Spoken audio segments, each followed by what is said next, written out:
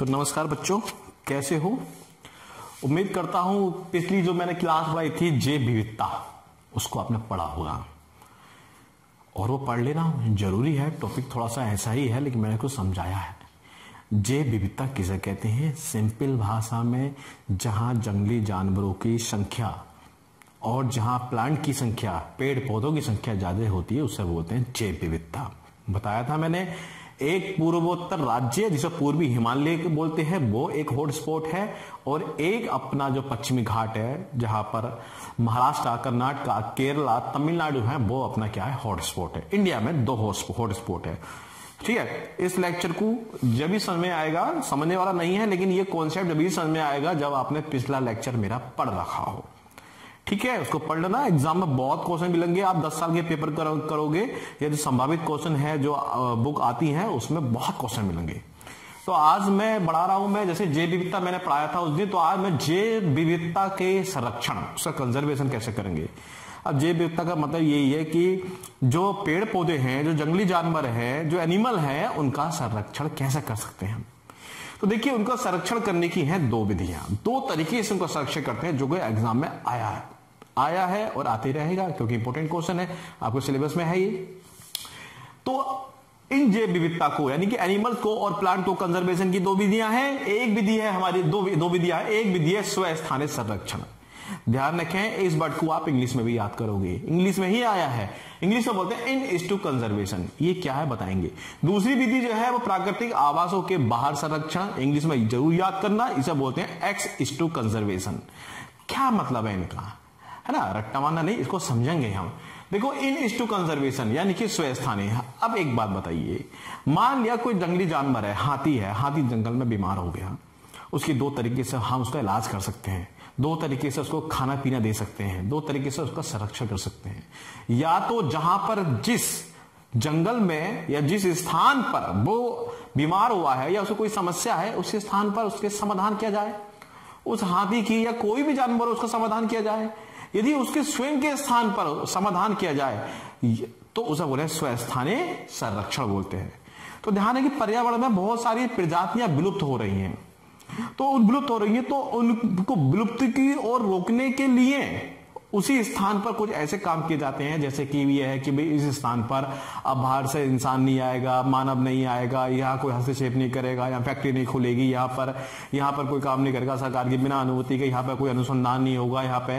यानी कि उस स्थान को जो है हम क्या कर देते हैं, ये जानवरों के लिए आरक्षित क्षेत्र है, तो उसे बोलते हैं। और वहीं पर उसके समाधान के लिए जो विलुप्त हो रहा है और उसकी उत्पादकता को बढ़ाने के लिए विभिन्न प्रकार के सरकार नियम लगाती है, कोई कानून बनाती है और अन्य उपाय करती है, उसे बोलते हैं हम स्वस्थानीय संरक्षण उसी स्थान पर। अब ये स्वस्थान कौन कौन से हो सकते हैं? स्वस्थान एक तो आपका हो सकता है राष्ट्रीय उद्यान, एक हो सकता है आपका अभ्यारण्य, एक हो सकता है जैव मंडल आरक्षित क्षेत्र। तो देखिए, पहली बात तो ये तीनों वर्ड जो है आपने सुने होंगे कि भैया नेशनल, इंग्लिश में राष्ट्रीय उद्यान को इंग्लिश में बोलते हैं नेशनल पार्क, अभ्यारण्य को बोलते हैं क्या? सेंचुरी, और जैव मंडल आरक्षित क्षेत्र को बोलते हैं बायोस्फीयर। एक बात बताइए, कोई नेशनल पार्क है, नेशनल पार्क, हाँ एक बात और समझ लें, ये इन तीनों को मैंने अलग अलग बताया है कि क्यों इसको नेशनल पार्क बोलते हैं, क्यों अभ्यारण्य बोलते हैं, क्यों जैव मंडल आरक्षित बोलते हैं। अगले चैप्टर में पढ़ाऊंगा मैं, नेक्स्ट टॉपिक पर पढ़ाऊंगा मैं, इन तीनों का मतलब क्या होता है, तीनों को अलग अलग हम क्यों बोलते हैं वो अलग चैप्टर पढ़ाऊंगा।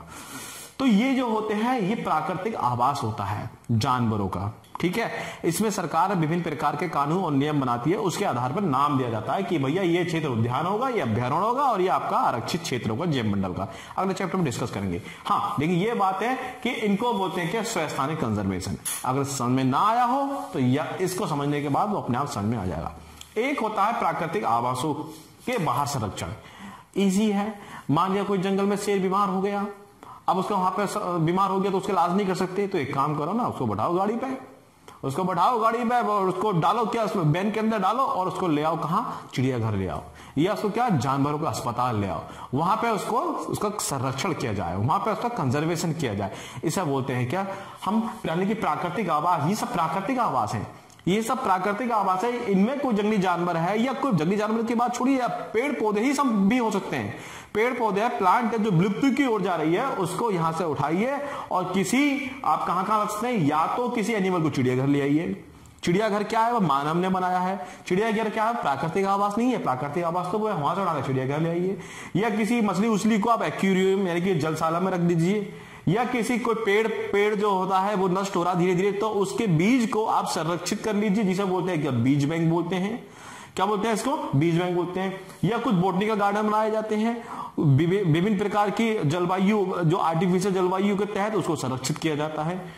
तो ये सब चीजों को आप देखिए, चाहे चिड़ियाघर में जंगली जानवर लाइए आप, या जलशाला के अंदर मछली लाइए आप, या किसी पेड़ को संरक्षित करने के लिए संरक्षित करने के लिए उसके बीज को आप जो संरक्षित करिए, या किसी वनस्पति उद्यान में आर्टिफिशियल जलवायु आर्टिफिशियल तरीके से उस पेड़ को जो है उस पेड़ की प्रजाति को बचाने के लिए उसको अलग लाया जाता है, अलग रखा जाता है। इसको तो वनस्पति उद्यान बोलते हैं, इसको हम बॉटनिकल गार्डन बोलते हैं इसको।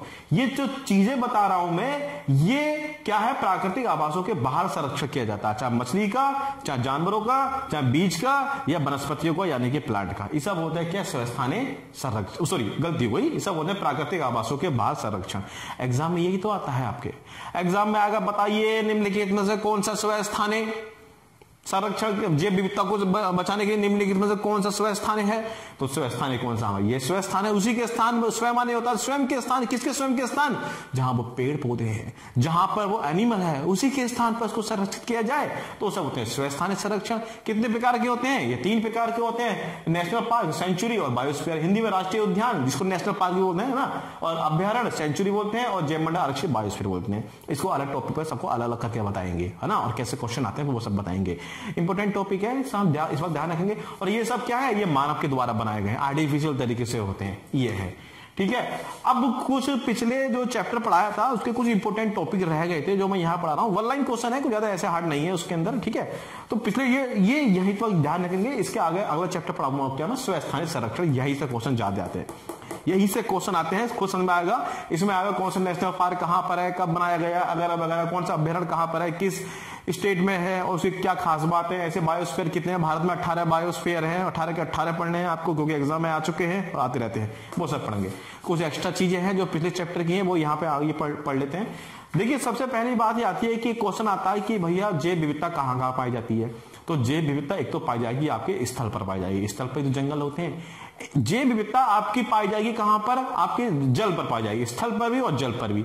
लेकिन वायु के अंदर जैव विविधता नहीं पाई जाती है। वायु के अंदर क्या होता है? वायु के अंदर ज्यादातर थोड़ी बहुत चिड़िया विड़िया होती हैं, पक्षी होते हैं। ज्यादातर वायु के अंदर क्या? वायु का संगठन है, तो इसलिए वायु में जैव विविधता ना के बराबर पाई जाती है। हाँ, जल में और स्थल में पाई जाती है। स्थल में कहां पाई जाएगी? जहां वर्षा अधिक होती है, जहां तापमान अधिक होती है।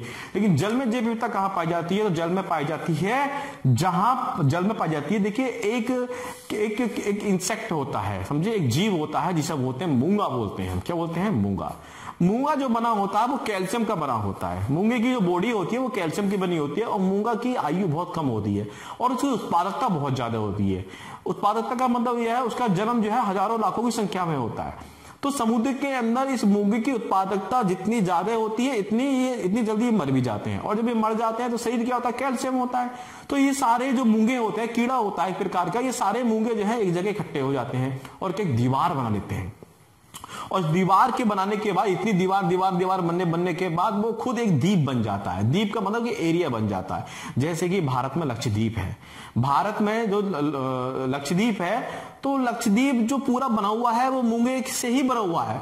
कई सारे लाखों करोड़ों अरबों रोज मरते हैं मूंगे, और मूंगे इकट्ठे हो जाते हैं, और उसी मूंगे के ऊपर क्या है? लक्षद्वीप बसा हुआ है। तो ध्यान रखिए, तो उस मूंगे के चारों, क्योंकि कैल्शियम होता है, अन्य जीव जंतु पाए जाते हैं। तो सबसे पहली बात, जल में सबसे अधिक, अच्छा, इसी को बोलते हैं क्या? प्रवाल भित्ति बोलते हैं। क्या बोलते हैं? और प्रवाल भित्ति से ही क्या बनता है? भित्ति माने होता है क्या? दीवार होता है। तो प्रवाल दीवार बन जाती है, प्रवाल भित्ति बन जाती है, और उसी प्रवाल भित्ति से बनते बनते प्रवाल द्वीप बन जाता है, एक स्थान बन जाता है। तो इसी को बोलते हैं कि कोरल रीफ बोलते हैं। कोरल रीफ माने प्रवाल भित्ति, प्रवाल द्वीप बन जाता है। तो जल में सबसे ज्यादा जैव विविधता जो पाई जाती है वो पाई जाती है जहां पर क्या होती है? प्रवाल भित्ति अधिक होती है। कोरल रीफ जहां ज्यादा होती है वहां पे पाया जाता है क्या? जल में जैव विविधता सबसे अधिक। बात सुनना, यहाँ पे एक बात का, यहाँ जल लिखा, जल, इस वक्त फोकस करना है। ठीक है, तो जल में सबसे ज्यादा जैव विविधता कहां पाई जाती है? प्रवाल द्वीप पर पाई जाती है, जैसे लक्षद्वीप है, ठीक है, और एक ऑस्ट्रेलिया है, ये सब क्या है, लक्षद्वीप और ऑस्ट्रेलिया, यहां पर प्रवाल भित्ति पाई जाती है, प्रवाल द्वीप पाए जाते हैं। तो यहां पर जो है जैव विविधता बहुत अधिक होती है। जैसे कि मैं आपको बताऊं कि जब आप इंडिया से जब आप श्रीलंका जाओगे तो वहां पे नाम सुना होगा राम सेतु।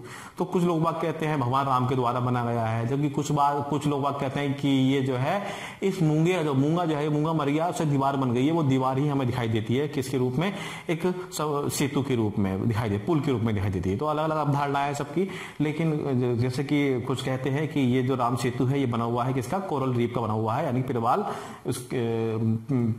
द्वीप बना हुआ है किसका, मूंगे की चट्टान का बना हुआ है। तो अब वो अलग विषय है, रिसर्च का विषय है वो, ठीक है। तो मूंगे की चट्टान का लक्षद्वीप और ऑस्ट्रेलिया जो है, लक्षद्वीप और ऑस्ट्रेलिया में दीवार पाई जाती है, वो एक मूंगे की चट्टान की बनी हुई है और इसे क्या बोलते हैं, प्रवाल द्वीप बोलते हैं। लक्षद्वीप और ऑस्ट्रेलिया में मूंगे की चट्टान से प्रवाल द्वीप पाई गई है और यहीं पर सबसे ज्यादा क्या पाई है, जैव विविधता। और दोनों जगह जहां लक्षद्वीप और वहां और ऑस्ट्रेलिया में जहां प्रवाल द्वीप पाया जाता है वो पाया जाता है कहां, जल में पाया जाता है।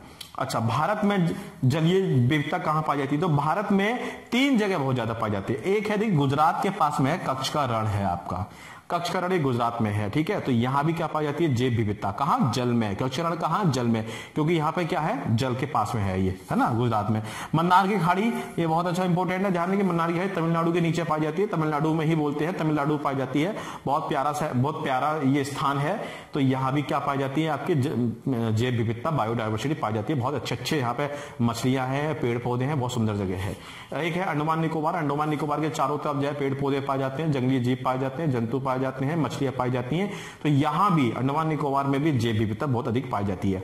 कोई ज्यादा समझाने वाला टॉपिक नहीं था मेरा आज का, क्योंकि अगर एग्जाम में क्वेश्चन बनते हैं तो इसलिए मैंने ये बता दिया है। हाँ, इस चीज को, ये सब रटने वाली चीजें हैं, लेकिन मैं सबको समझाऊंगा अभी, इन सबको हम अगले चैप्टर में हम पढ़ेंगे।